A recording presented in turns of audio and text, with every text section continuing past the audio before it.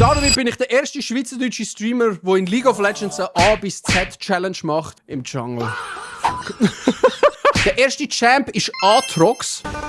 Okay, macht wirklich gut Damage, Alter. Jetzt komme ich mit dem Event.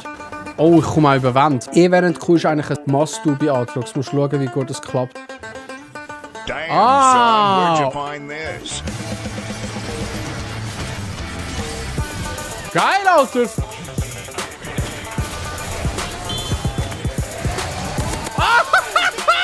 Aatrox ist mein neuer Main, ich schwöre!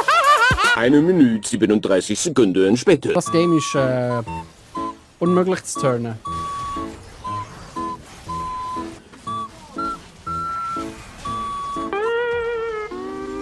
Hey ChatGPT, wie lange geht's so im Schnitt, was schätzt du, bis ich mit allen Champions einmal gewonnen habe? Nehmen wir mal an, Wünsch im Schnitt etwa jedes zweite. Dann wären das mit 170 Champs so und 340 Games. Etwa ein Jahr, wenn du wirklich jeden Tag dranbleibst und nicht durchdrehst. Haha. Das bringen wir schon schneller her. Geile Challenge, bis Switzerland durch sein. Oh, das wäre echt geil, ja.